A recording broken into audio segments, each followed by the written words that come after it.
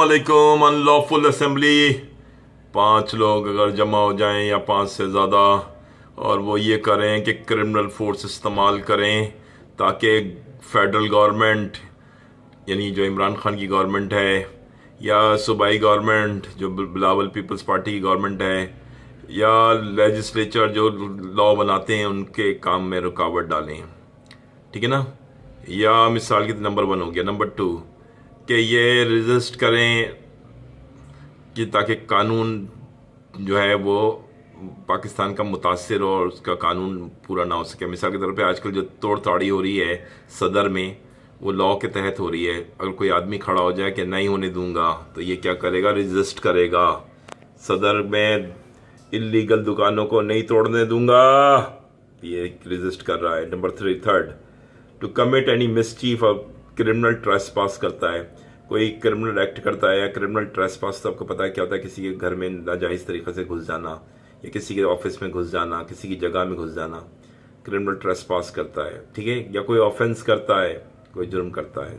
चौथा, criminal force का इस्तेमाल करते हुए ये क्या करता है, कोई चीज़ प्रॉपर्टी किसी की उठा लेता है, छीन लेता है, किसी को प्रॉपर्टी से महरूम कर देता है।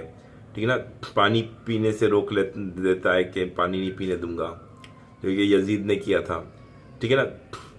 कोई राइट से महरूम कर देता है किसी को, किसी पोजीशन से महरूम कर देता है, कोई एंजॉयमेंट से महरूम कर देता है किसी को। और आखिरी, ये जो जमा हुए लोग ये क्या कर रहे हैं, 5th है कि क्रिमिनल फोर्स इस्तेमाल करके किसी आदमी से को कंपेल कर रहे हैं कि वो जो लीगली उसका काम नहीं है उसे करवाएं। जैसे मिसाल के तौर पे पुलिस का काम जो है लोगों की हिफाजत करना है, लेकिन पुलिस की कनपट्टी पे गन रख के कहूँ कि पुलिस वाले जो हैं वो क्या नाम है गोलियां चलाएं, तो ये क्या होगा, क्रिमिनल फोर्स के तहत मैंने पुलिस वालों से गलत काम करवाया।